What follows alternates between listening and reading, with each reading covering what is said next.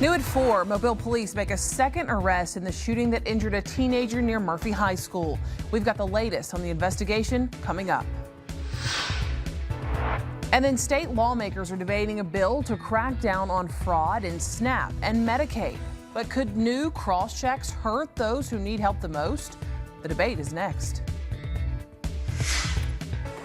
And we are tracking rain moving into the forecast area. It should spread in tonight, and we could see rain for a number of days in the forecast. We'll look at that and that southeast winter storm that's brewing too coming up.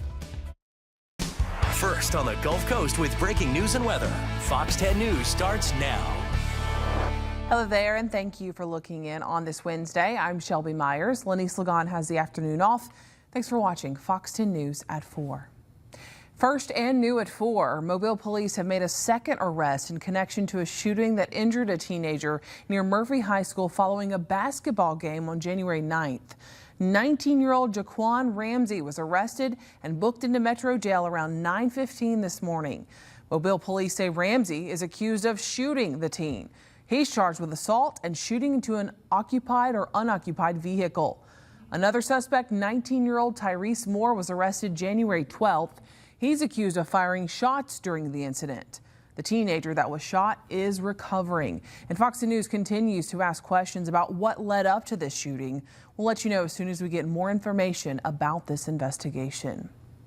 Mobile police are also investigating a student that was injured at a Williamson High School this morning. Police say they responded to a report of a stabbing, and once on scene, investigators say a student was cut and suffered minor injuries. He had a small injury to his arm. At this point, I wouldn't even call it a stabbing. It looks to be a cutting of some sort. Not sure what object was used at this point, but we do have a male subject, also a juvenile, that is detained at this point for questioning. Renee Phillips, a spokeswoman for the Mobile County Public School System, tells Fox 10 News that the incident involved a fight between two students and that the victim did go to the hospital. Quote, "The safety of our students is our top priority," she says, and our administrators acted quickly to get the situation under control. This is in a text message she wrote to Fox 10 News. She goes on to say, "We will not tolerate fighting at Williamson High School." And then Phillips added that all other students are safe and they immediately resumed their normal class as scheduled. A contractor is dead after a tragic accident at a Mobile County steel plant. 38-year-old Johnny Fabo Rosario fell about 100 feet through a roof panel at the SSAB facility on Highway 43 yesterday. Investigators say Rosario was not using safety equipment while working on the roof. We're told he stepped on a panel that gave way and he fell, hitting his head on a metal staircase. The Mobile County Sheriff's Office has ruled his death accidental. Fox News is checking to see if OSHA is investigating since Rosario was not using safety equipment while working on the roof. A former employee for the Pritchard and Chickasaw water system pleaded guilty this afternoon to his role in a massive fraud conspiracy against the utility. Randy Burden is the first of several people expected to admit guilt in the long-running investigation into the Pritchard Waterworks and Sewer Board. Burden pleading guilty to 3 counts: conspiracy to commit mail fraud and wire fraud, conspiracy to commit money laundering, and bank fraud. These charges stem from an investigation that included raids on the Water Board headquarters and the home of former operations manager Nia Bradley. Burden admitted he conspired with Bradley and others to embezzle money from the utility. The bank fraud count references a nearly $14,000 check from November of 2019, but prosecutors say his illicit gains were much higher. The indictment alleges Burden helped Bradley falsify payment authorizations and that the two laundered more than $960,000 in unlawful payments through their joint business B&B Enterprise. The business allegedly bought at least one rental property with stolen funds. Burden's attorney declined to comment. His sentencing is set for April. Now, Steve Jones is another business owner named in the indictment. He had been scheduled to plead guilty today, but asked for a new lawyer, which the judge granted. SNAP and Medicaid are 2 federal government programs that state lawmakers are looking at closely in the legislature. A bill that passed through a Senate committee today would add cross-checks, that is, to those 2 programs. Alabama political correspondent Jessica Umbro joins us live from outside the State House. Jessica, what's the goal of this bill? Well, for those who support it, they say Senate Bill 61 would help to make sure that people who are using SNAP or Medicaid are not taking advantage of it when they don't need it. However, there was disagreement on whether or not this bill would actually negatively impact state agencies and Alabamians who really rely on these programs to get by. Now, the bill would require a variety of state agencies to do checks about information regarding households enrolled in SNAP and Medicaid monthly. That includes death records, changes in residency, and incarceration status. On a quarterly basis, they would have to look at changes to income or disability status, among other measures. These measures would determine if enrollees are eligible to stay on SNAP and or Medicaid. Lawmakers estimate that the bill will cost roughly $16 million to implement. That covers determining eligibility for both programs. They also say the bill could decrease SNAP enrollment over time. Democratic Senator Linda Coleman Madison says she's worried that the changes would negatively impact Alabamians who need the programs. But Republican Senator Greg Albritton says the state needs to make sure that only those who need the assistance are the ones getting it. You're going to always have those people that's going to take advantage of the system. Whatever it is, you know, they spend their time.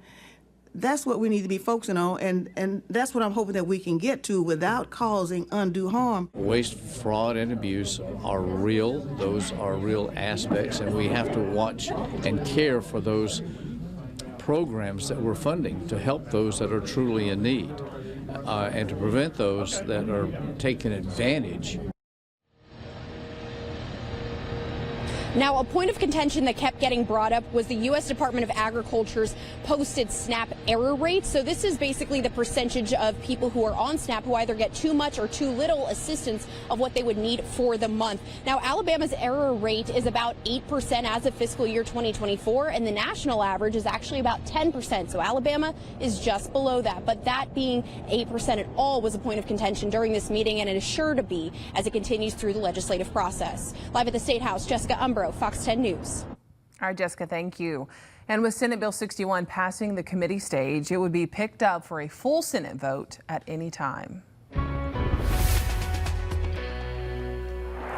right, let's take a live look outside where it's a dreary kind of looking day out there, just cloudy skies, overcast for sure if you're heading out and about. Not too chilly, though. It's not that bad out there, but we do know that cooler temperatures are moving in, and there's a lot of talk about what's going to happen with the ice situation, even north of us and around our area. So there's a lot going on in the forecast, Jason. There is, and you know, the main issues are going to be for travelers because looking at some of the latest models, we feel better about our situation through at least Sunday afternoon. It looks like it's going to be a lot of rain for us. The state of Alabama, we may even see some changeover back to rain on Sunday too. The low pressure area is trending a little further north, so that's good.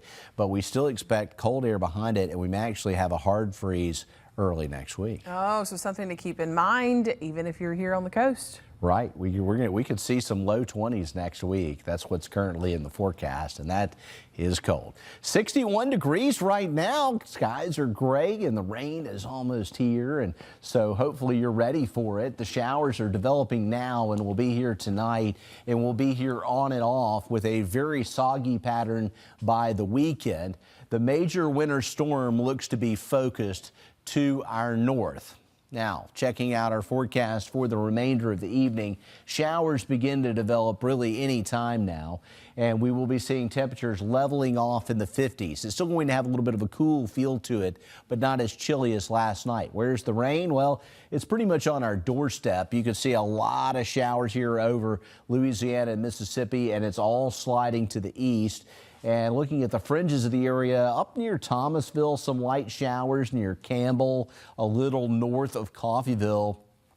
Not much yet in Greene County or George County, but in far northwestern Greene County, we may be seeing the initial batch of showers. It is raining back towards Hattiesburg, and the Futurecast brings the rain in overnight tonight. We're going to see those rain showers in the picture. Talking about the winter storm, it's still in the organization phase, so it's really going to be Friday before this thing begins to get going across the region. You see mainly just some rain showers in most areas on Thursday. Friday, pretty much the same thing, but Friday evening and Friday night, we'll see a lot of freezing freezing rain and sleet developing over the Arklatex, and that's going to quickly advance across the southeastern region as we head into the day on Saturday. Keep in mind, we're way to the south, so it looks like the most significant impacts are going to be up here from north of Jackson, Mississippi, up around Grenada to Oxford to Tupelo to Huntsville. The initial batch of precip, but we could see some issues and some icing around Birmingham, Atlanta. These will be things to watch out for because this still could be a historic ice storm for the southeast. I'll have more on that coming up. All right, Jason, thank you. The Downtown Mobile Alliance hosting a breakfast briefing this morning as we learn more about projects to improve the area. Fox 10's Stephen Moody was there, and he has an update on one ongoing project that's happening in downtown. It was a packed house at the Innovation Portal here downtown as we learn more about the St. Louis Street Complete Streets Initiative. The $17 million project looks to make St. Louis streets safer with new pavings, sidewalks, ADA ramps, and drainage improvements. And Wednesday's meeting was another step in the right direction for positive communication. The best way to manage the chaos of, broken streets and jackhammering is just to communicate and over-communicate. And the city of Mobile has done a great job of communicating with stakeholders that are affected by the project on St. Louis Street. The project has taken years of planning to help improve their entire corridor, which features 17 blocks. And with a big project happening near the heart of downtown, it was important to do it as non-invasively as possible. Construction can be disruptive, and we just want to do what we can to help make it as less disruptive as possible so that the businesses are not negatively affected. And as the project continues, we're starting to see the benefits of all of the hard work here in the area. Well, surveys have shown that the broken sidewalks and streets are a barrier and are an opportunity, and so I think the residents and the business community are supportive and appreciative and grateful. Stephen Moody, Fox 10 News. Well, still ahead from us here on Fox 10 News at 4. Mobile is gearing up for a huge week. We're talking about the Panini Senior Bowl, bringing in top college football talent, plus concerts, parades, and fan fun. We've got everything you need to know for game week. And then a tool using a cow gets an utterly fascinating study. Plus, an escaped parakeet lands in a kindergarten classroom. It's all coming up in today's Take a Look at This. But first, let's go back outside, this time Orange Beach. And you can see that those Gulf waters are a little churned up. It is overcast there as well. We'll be right back with more coming up for you after this. Not as much as last year, but we got some. Be part of the team and share your story on the Fox 10 Weather.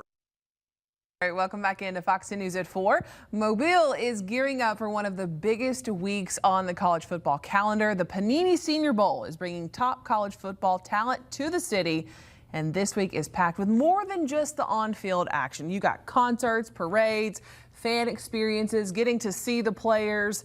Just so much fun for everyone. Molly Middleton, Communications Director for the Senior Bowl, is here to talk about what fans and the community can expect.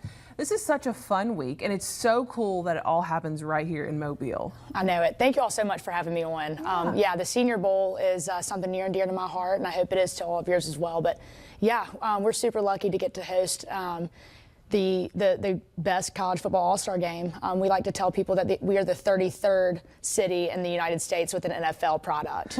There's 32 NFL teams, and we like to say that we're the 33rd. I like that. And you guys got a big honor, a recognition yesterday by the mayor of Mobile, making yesterday Senior Bowl day, essentially, in the city. Yes, so January 31st is the game. So he actually named the 31st the official Senior Bowl day. So we're really excited about that. We have such a great relationship with the city of Mobile and the mayor and the city council, county commissioners. So we're super blessed to have such a good relationship with them, and they're able to help us make this event happen as well. Of course, you've got the game, and that's what a lot of people look forward to. But walk us through what just makes the whole week so special beyond just that. Yeah, so we have a jam-packed week for sure. On Tuesday, we're doing our inaugural Panini Senior Bowl Panini Cook-Off. Say that 5 times. Yeah. So come downtown and grab a team and some friends, and we're going to have a Panini Cook-Off competition, and the winners of that will be acknowledged in the game. So that'll be really cool. And then all week of practice, Tuesday, Wednesday, Thursday, is open to the public. And you can get real up close and personal with the players. They'll high five as they run off the field and sign some autographs and stuff. So that's really great, and we're excited about that. And then Friday is the parade and concert. We've got a really awesome committee that's helping us throw that parade. And as you can see on the TV right now, it's really, really crowded, a really fun night downtown. So really hope y'all come out to that. And then right after that, we've got a free concert downtown with Mobile's own Muscadine Bloodline. So we're really excited to kick that off with them. And then, of course, game day, January 31st. Tickets are on sale now, and you will not be disappointed. We've got some really high draft picks that we think are going to be coming out of this game. So it's going to be really, really fun. And did I hear yesterday, correct me if I'm wrong, that some of the practices might be a little bit later this year? Yes, thank you for asking. So if you were like me and grew up in the early, 2010s, your parents would have to pick you up out of school and play hooky a little bit to go see the players. But this year, you will not have to do that. Our practices, the American practice, which is more of the Southern team, so like Alabama will be on that team, that's from 4 to 6. So you won't have to play hooky to get to come watch the Senior Bowl practices this year, so we're excited to announce that as well. All right, cool. We've got, of course, concerts and all these different activities to do. Fellowship of Christian Athletes. Yep. They're going to be in town doing that with some of the players as well. As we're running out of time because I know there's so much to talk about. But if people want more information, if they want tickets, how do they get involved and learn about that? All of that is on our website at seniorbowl.com. We have a Game Central page on our website, and the gates open at 11:30. Tailgating opens at 11:30, and our Fan Fest is a really fun public tailgate. And then at 11:15, the players will walk into the stadium as like a Walk of Champions, like Alabama or Tiger Walk at Auburn. So you get another chance to high five the players, take some selfies, and get up close and personal with them. All right, so where'd you go to college? Who are you going to be looking out for? Any specific players or broad players? Yes, I root for Alabama. Okay. I went to Alabama, but during Senior Bowl, I put on my Senior Bowl goggles and I root for everybody. I just want everybody to have fun and get drafted as high as possible. I like that. And that's our goal. I like that. Putting Mobile in the national spotlight next week. It'll be so fun. Thank you so much for being here, Molly. Thank y'all for having us. All right, you can find more information and rewatch this interview again or share it with somebody who may want to go and doesn't know much about it. It's going to be on our website shortly after this newscast, so look for it there.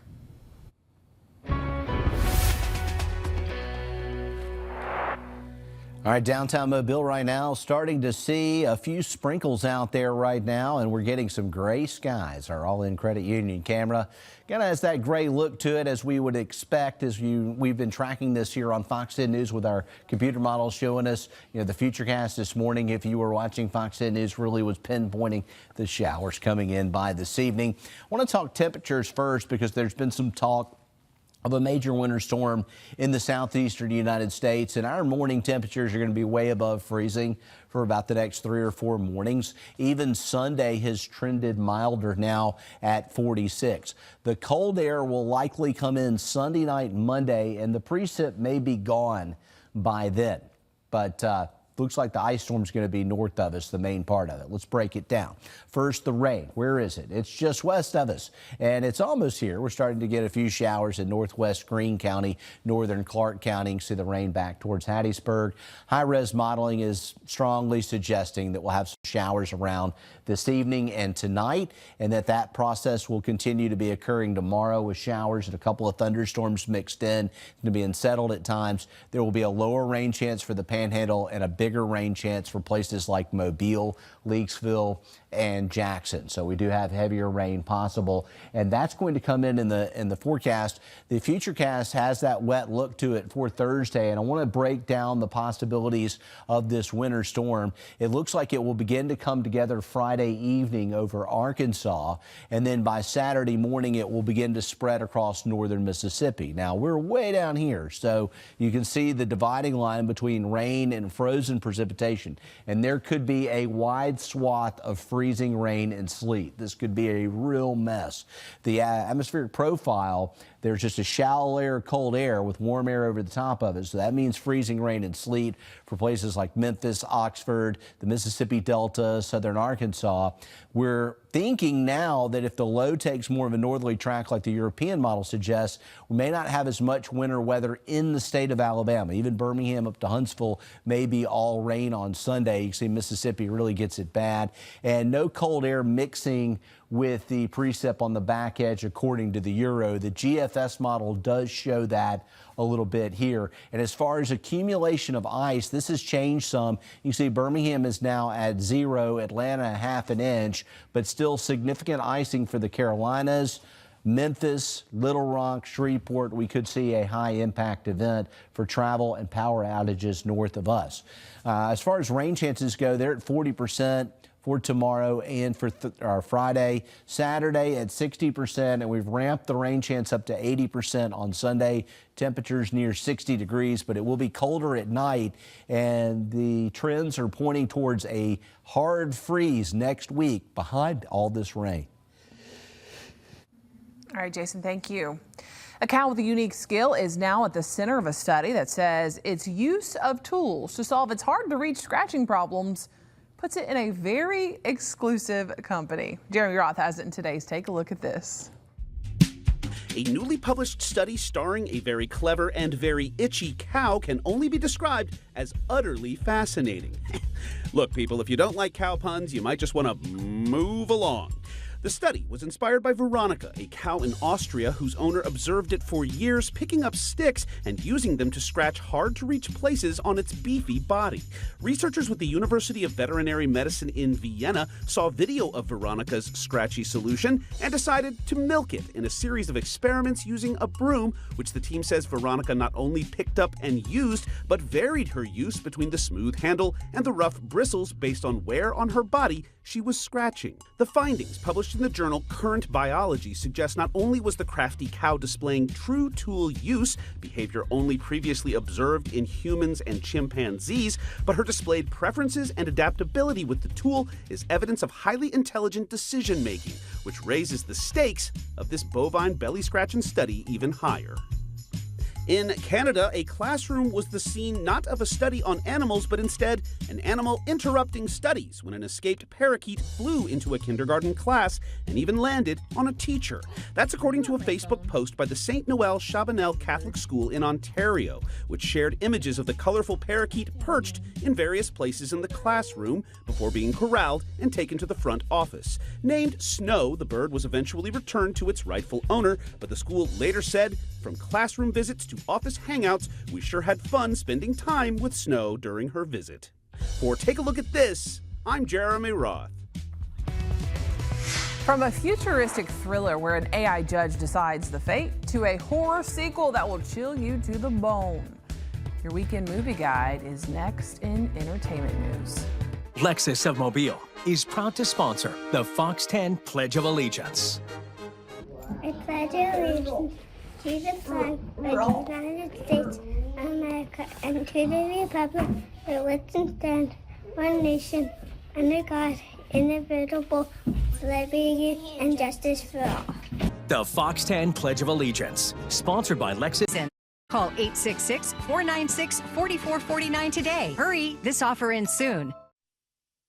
From a futuristic thriller to a horror sequel and more. Here's a look at this week's new movies with Fox's Ashley Dvorkin. I'm Judge Maddox, and this is the Mercy Capital Court. Chris Pratt and Rebecca Ferguson lead the thriller Mercy, set in the near future where a detective stands on trial for the murder of his wife and is given 90 minutes by an AI judge to prove his innocence. The horror sequel, Return to Silent Hill, centers around James, who receives a mysterious letter from his lost love, Mary, sending him back to the once familiar town. Watch carefully so you remember what you've seen. The drama H is for Hawk is about a woman who used to go birding with her late father and tries to train a hawk to help in her journey to heal. Expanding to more theaters is The Testament of Ann Lee, starring Amanda Seyfried as the founder of the devotional sect known as the Shakers. Seyfried received nominations at both the Golden Globes and Critics' Choice Awards for her performance. The one and only Mel Brooks. The two-part documentary, Mel Brooks, the 99-Year-Old Man, debuts on HBO and HBO Max. Directed by Judd Apatow and Michael Bonfiglio, the film dives into Brooks' life and legacy, including through interviews with those he inspired in comedy. I think that his work made a lot of people find the courage to enter the profession.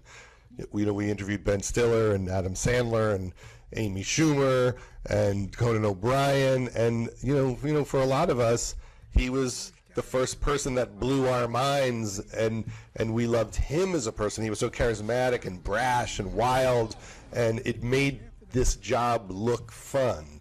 So there's a real butterfly effect with him, because it's not just all the amazing work he created, it's all the people he inspired to do the same thing. I was born to make people laugh. In Hollywood, Ashley Dvorkin, Fox News. Well, next up from us, we are going to take a look at those big breaking stories headlining your news at 5. Plus,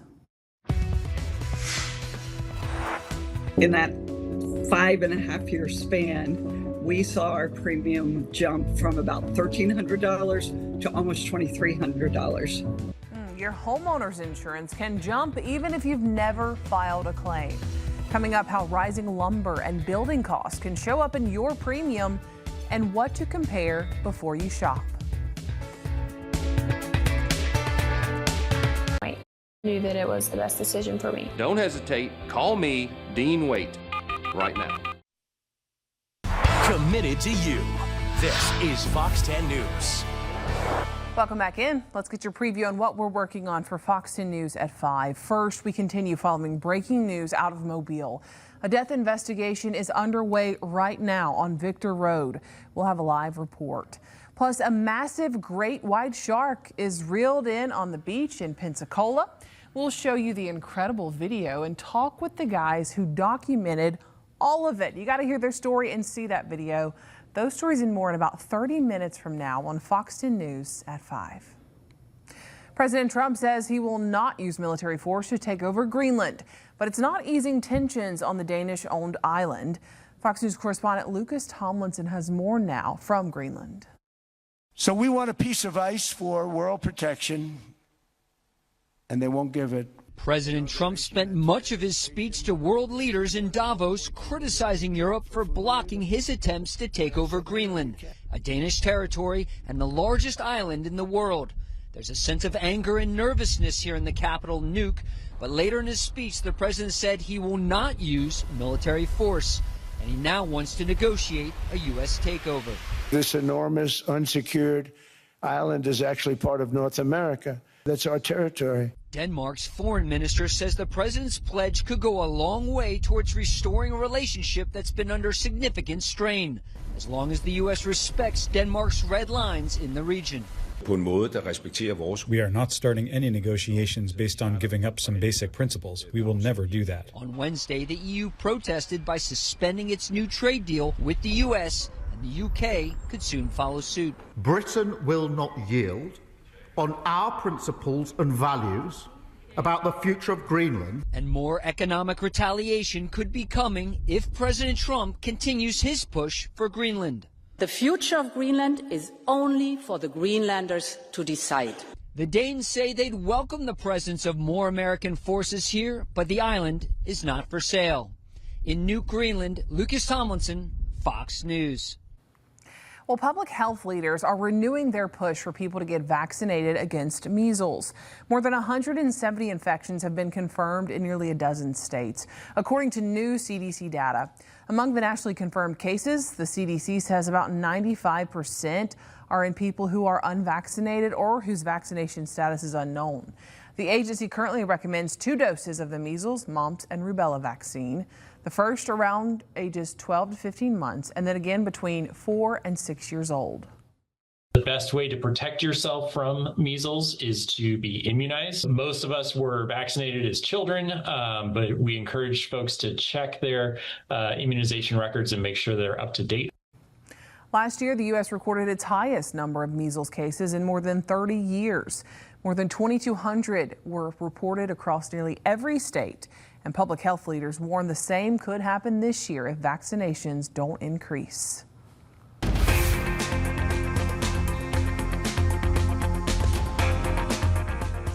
Homeowners insurance premiums can spike for a variety of reasons, and one major factor is the cost of building materials.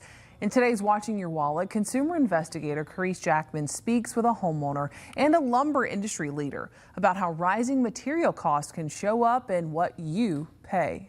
Before moving to North Carolina, Cliff and Laura Pasuelo lived in Pennsylvania. We had only owned for 5 years, since 2019. And in that 5.5-year span, we saw our premium jump from about $1,300 to almost $2,300. In their case, they say it wasn't a hurricane or a flood that triggered the spike, but the cost of building materials and lumber. A Consumer Federation of America report found premiums rose in 95% of U.S. zip codes from 2021 to 2024. For a typical homeowner, it found premiums rose $648 a year, a 24% jump to an average of $3,303 in 2024. The report points to multiple pressures, including higher construction and material costs, climate change, and a tight global reinsurance market. To break down the materials side, we spoke with Dallin Brooks, Executive Director of the National Hardwood Lumber Association, a nonprofit trade organization serving the hardwood and sawmill industry in North America. Coming out of COVID, we had a lot of people trying to bring back a labor force. And so we had a lot of companies give their employees across the board $3 an hour raises. Everybody in the entire operation got $3 an hour higher raise. And so that immediately boosts the cost of all the materials across the board. Brooks says labor shortages, including trade jobs like lumber graders and equipment operators, have also hit the industry. What would bring the cost down for homeowners? I think I could actually sum that up in 3 words: economy of scale. What we need is for our hardwood mills to improve their economy of scale so that we can get more fiber through our mills, more wood manufactured, more customer service at a higher level. And in order to do that, we actually need demand to go up. With this Watching Your Wallet, I'm Carice Jackman. And the CFA report notes premiums can vary widely by company and policy, including differences in replacement value and deductibles. So when you get quotes, compare coverage of apples to apples.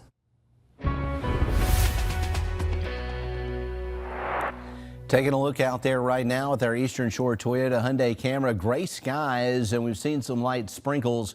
Heavier rain comes in over the course of the next couple of days. We've got an active weather pattern. We're tracking that here on our Fox 10 weather app. I have an update on what some of the models are suggesting with a possible winter storm mainly north of us. We'll have to watch Sunday night to see if there's any mixed precipitation. We're also keeping an eye on radar right now where we're seeing a lot of activity. Let's bring that up because it is looking wet for the evening. Right now, things are still relatively dry, but northern Washington County, northern Clark County, northern Greene County starting to see some showers showing up right now on radar, and we're just going to see more of this as we go through the next couple of days with our rain chances increasing between now and Sunday. Could be a wet pattern for a while. Showers are almost here. You can see a broad shield of light rain. I don't expect it to be heavy tonight, but it may be around from dinner time on with showers in the area. We still could have some rain showers tomorrow, especially in the morning. I'm liking the temperatures tomorrow. I know we've been talking about a winter storm, but the next couple of days look really warm. We're going to be up to 68 degrees in Pensacola, and in Mobile, we're going to be close to 70 tomorrow with showers, and our temperatures stay above freezing through at least midday Sunday. So we've got a pretty long run here of some decent weather with the temperatures. We just got to watch out for the potential of showers, and we see that as the rain begins to creep into the area tonight. On our Futurecast, there could be some rain showers around for your morning drive tomorrow. It's going to be a little spotty. Long range, we begin to see the winter storm developing for our neighbors to the north on Friday and into Saturday. You can see it could be a mixture of freezing rain and sleet over northern Mississippi and northern Alabama and into the Appalachians and around Atlanta, with some snow up around Memphis, Tennessee, and into Arkansas. We will watch the back edge for maybe a little bit of a mix briefly in the overnight hours Sunday night before it clears on Monday morning. I'll have your extended forecast coming up. Well, you mentioned snow, Jason. If all of you remember, it was a year ago that here on the Gulf Coast, this is our video. This is not somewhere up north. We were buried in snow. Record-breaking winter wonderland. Do you remember it? How could you forget? We're looking back at the historic snow week of 2025. We'll probably never see again in our lifetimes. Next. happy on The Andy Griffith Show. Me TV Gulf Coast, now available on Broadcast 10.7 and these providers. Okay, we were talking about this. Everybody is, right? A year ago, it was today, snow covered the Gulf Coast. Nothing short of amazing. An incredible week of memories, and we had such an amazing time covering it. Our Lee Peck has a look back at the historic snow week that was 2025. That's something that we never thought we'd see. The first snowflakes began falling around 7 a.m. Tuesday, covering the Gulf Coast in a thick coating of white. I may be cold, but I'm very excited. For some in the port city, this was their first real snowfall. Schools would be out for an entire week, giving students ample time to enjoy it. And boy, did they. From Spring Hill College to the University of South Alabama, students were having a blast. So was Fox 10's Ariel Mallory.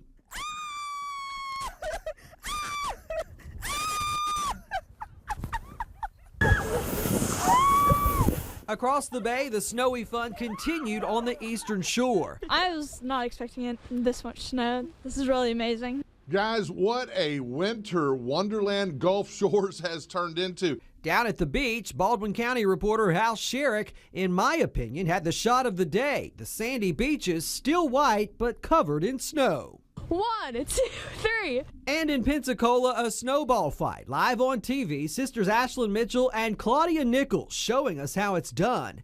And for everywhere in between, you, the viewers, helped us document the snow.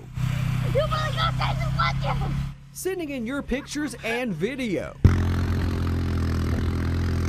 We saw it all, from snowmen to snow gators, snow angels before and after, to impressive igloos, the icy Mobile Bay, to the frozen bayou. Thank you for helping us tell the story. I noticed all the vehicles. Look at one of the storm trackers here, just covered in snow. By this point, it had snowed between 10 and 11 hours. You know, we're wondering who's going to flip the switch to turn it off. That's the big question right now. Is it still coming down? Dumping a record 7.5 inches of snow on the port city. Baldwin and Pensacola getting a little more, with Milton topping out at 10 inches. Then, of course, came day 2. One of the biggest developments, all that snow bringing down the domed roof of the Civic Center Arena, expediting the demolition process already underway. In some areas, driving nearly impossible as snow turned into ice. Black ice also a real problem. I went up the hill and I slid back down and hit a car, and then the SUV been sitting up there all night. Then came the deep freeze. I woke up with frozen pipes, my water not working or anything. Plumbers gearing up to fix busted pipes.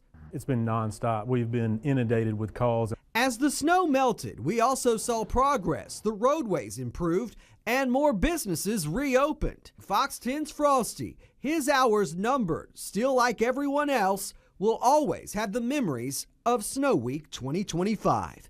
In Mobile, Lee Peck, Fox 10 News. That was such a fun day. In a sense, we were stuck here. I couldn't go home because I was scared to drive across that bay or on the causeway.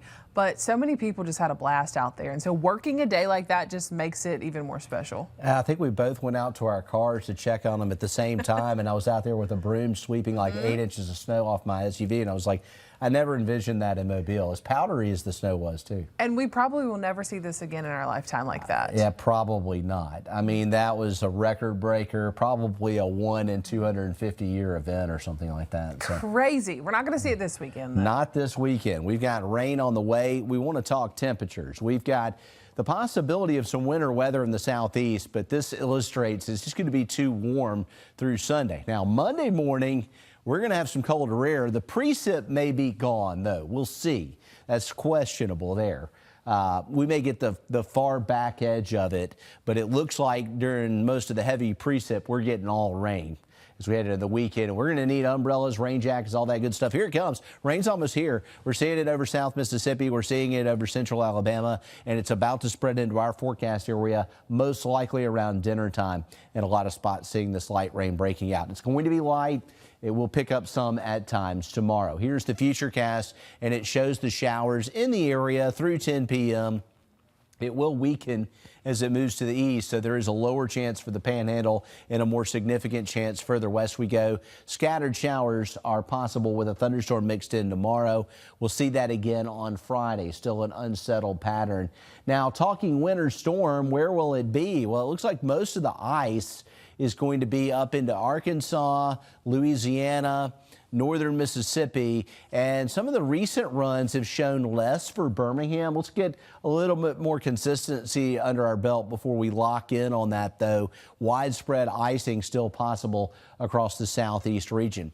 Here is the forecast for us. We're looking at rain chances at 40% on Thursday and 40% on Friday.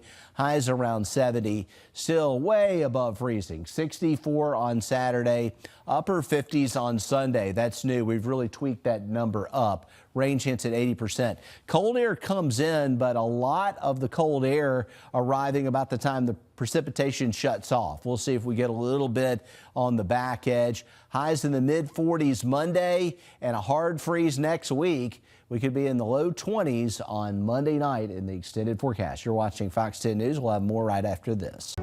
Over 30 years. Call Gardberg and Kemmerly today. 343-11. We wrap up Fox 10 News at 4 with the good side. Books aren't accessible to everyone, and that's why a team from Northern Virginia is putting books in the hands of people all across the country. Stay tuned for Fox 10 News at 5 p.m. coming up, but first, here's Deborah Alfarone with this one. The elementary school wanted a lot of children's books, so they're like chapter books. And then what books do you have? I have a lot of science books. Where do you think they should go?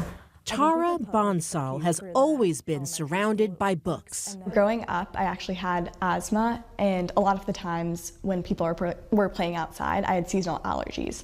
So I'd spend a lot of my time indoors, and books were what kept me company. At 17, she's still surrounded by books, but maybe a bit more. She's the founder and CEO of a now national nonprofit with the goal of making books available to everyone. Your nonprofit, the name of it is? Everyone's Library. And why is it Everyone's Library? A lot of times people think, oh, books are kind of for teenagers or younger kids, but we really want to make books accessible to everyone. The story of Everyone's Library began when Tara was about 11, in the midst of the pandemic. It all started through a Girl Scout project. I established a library at a homeless shelter.